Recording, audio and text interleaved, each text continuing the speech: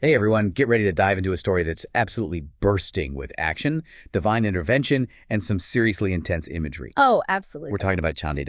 And let me tell you, this isn't your average light reading. No, This is an epic poem from the Dasam Granth, a significant Sikh scripture. right. And luckily for us, we're diving into Dr. Ginger L. Franklin's amazing modern English translation. It's fantastic. So for those unfamiliar, Chandi Vaar is kind of like the Iliad of Sikh literature.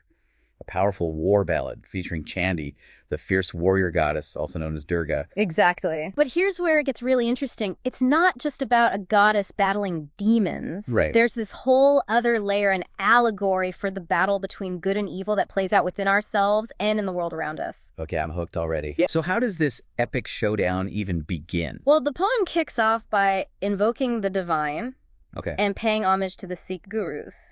It sets the stage with a sense of reverence and purpose. So there's this feeling that something bigger is at play right from the start. Absolutely. But then things take a turn for the worse, right? Yeah. Like the whole universe descends into chaos. Absolutely. Imagine. This. The gods, led by Indra, are facing utter defeat at the hands of these powerful demons figures like Mahishasura, Sum, and Nisum. Okay. And these aren't just your average troublemakers. Right. They are a serious threat, driving the gods from their kingdoms and throwing the entire universe into chaos. So the universe is on the brink of collapse. It's a bad situation. What's going through Indra's mind at this point? Who do they turn to in this desperate moment? Well, in this moment of utter desperation, Indra knows he needs a serious game changer on their side. Yeah. He turns to the ultimate champion, Durga. Yeah. He practically begs her to intervene and save the day. And what's Durga's reaction to this cosmic crisis? You know, that's one of the things I love about this poem. What's that? When Indra pleads for help, her first reaction is to laugh. Wait, seriously? She laughs. Yeah, she laughs. That's not what I was expecting. Right. It speaks volumes about Durga. Wow. She's not intimidated. She's completely confident in her power, even amused by Indra's fear. Yeah. It's a subtle detail, but it tells you everything you need to know about who's really in control here. It sounds like Durga is not someone you want to mess with. But before we get into the heat of the battle, can you tell us more about what makes her such a formidable force?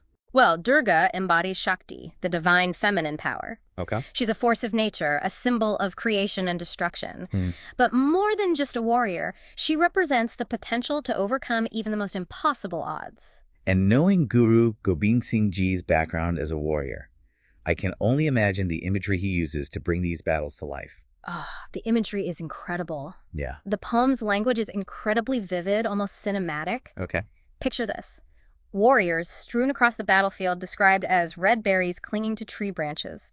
The ground drenched in blood resembling red ochre rinsed from garments. Wow, that's heavy stuff. But the Guru would have understood the realities of war firsthand. He would. He wasn't just writing about it, he lived it. Exactly. And the poem doesn't shy away from that brutality. It describes specific weapons, like Durga's bow, specially crafted in Multan, a city in present-day Pakistan known for its craftsmanship, even back then, Wow. and the tactics employed, a blend of mythology and military strategy. Interesting. There's even this detail about a demon king who can multiply himself. It's intense. Okay, that's next level. It's like ancient myth meets a modern-day action movie. It really is. So walk us through some of these epic clashes. Okay. What are some moments that stand out? Well, we have to talk about the showdown with Mahishasura. Okay. This demon king, drunk on arrogance and power, had received a boon, a special favor, making him practically invincible to men. So how does Durga even stand a chance? That's the thing. Durga isn't intimidated. Yeah. She takes on this seemingly invincible foe head on. Right. And ultimately, she takes him down. That's incredible. What a powerful moment. It really is. Yeah. The way the poem describes it, it's almost like Mahishasura is defeated by his own arrogance, by underestimating Durga's power. It's like a classic story of good versus evil with a twist. Yeah. But the battle doesn't end there, does it?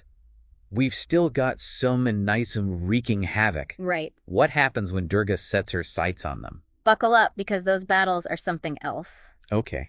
The poem describes Nisum falling from his saddle in a way that echoes an ancient warrior's salute. Wow. It's a small detail, but incredibly powerful. Yeah.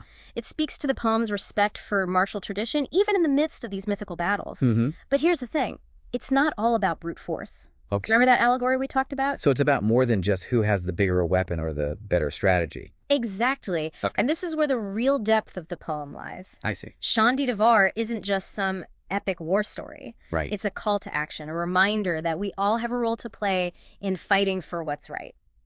And that message fighting for justice, standing up against oppression, it aligns perfectly with the core values of Sikhism. Absolutely. Yeah. And that's what makes this poem so fascinating. Yeah. It works on so many levels. It does. But with such intense battles and vivid descriptions, how does it all end? Yeah, I'm on the edge of my seat here. Well, you won't be surprised to hear that Durga emerges victorious, slaying the demon kings and restoring balance to the universe. Okay. But here's the really interesting part. The poem's closing lines hint at something even more profound. Okay, now you have to tell me more. They state that whoever sings it will not be reborn.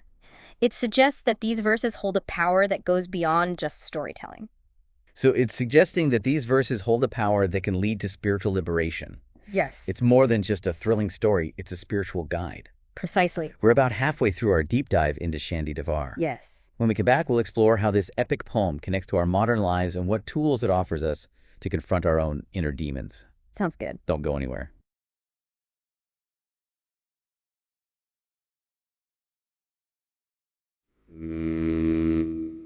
And we're back. Back again. Exploring the depths of Chandi, an epic poem that seamlessly blends thrilling battles with profound spiritual metaphors. Lots of layers. Yeah. You know, what strikes me is how this poem, written centuries ago, feels so incredibly relevant to our lives today. I totally agree. Even though it's steeped in ancient mythology, there's this universality to its themes. For sure. This whole concept of battling our inner demons, that's something we can all relate to, isn't it? Absolutely. Yeah. Think about it. We face our own versions of Mahishasura, Sum, and Nisum every day. Oh, yeah. That self-doubt that creeps in, the negativity that drags us down, those temptations that try to pull us off our paths, those are our inner demons. Oh, I see what you mean. Yeah. And sometimes overcoming those inner challenges can feel like we're fighting a monumental battle within ourselves. Exactly. Yeah. And that's where Chandi Vaar shines. Sure. It offers us a powerful source of inspiration, a roadmap for facing those internal struggles head on. So it's not just about enjoying the story. Yeah, no? It's about taking its wisdom and actually applying it to our lives. Precisely. Yeah.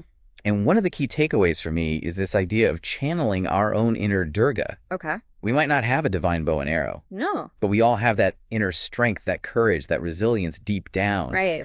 It's about tapping into that power. It's like awakening that warrior spirit within us. Yes. But how do we actually do that? The poem uses these larger-than-life battles as metaphors, but how can we fight our own inner demons in a practical sense? That's the million-dollar question, right? It is. While the poem doesn't give us a step-by-step guide, it does offer some powerful clues. Okay. One thing that stands out is the importance of discipline and focus.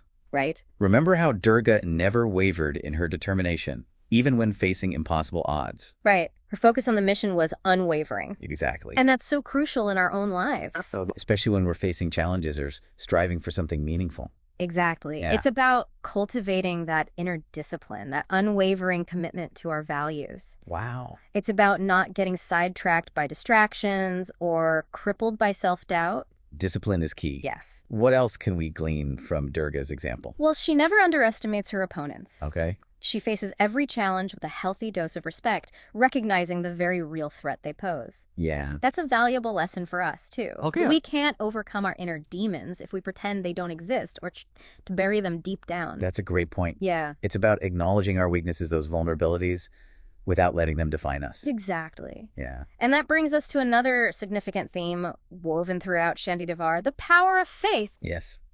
We talked about how the poem starts that beautiful invocation, an act of surrender to a higher power. Right. Yeah. And throughout the poem, even amidst the brutal battles, there's this underlying current of faith. Really? It's this trust that ultimate victory is possible, even when things seem their bleakest. And that faith isn't passive. No. It's what fuels our actions, giving us the strength to persevere even when we feel like giving up. Exactly. Yeah. And that message resonates on a deeply personal level, regardless of your beliefs. It's about finding that wellspring of strength within, that unwavering belief in your ability to overcome challenges. You know, it's interesting. What's that? We often relegate epic poems and myths to these tales of a distant past. But when you really immerse yourself in them, they're brimming with these timeless truths, just as relevant today as they were centuries ago. That's the beauty of these stories. It is. They tap into something fundamental about the human experience, something that transcends time and culture. Okay.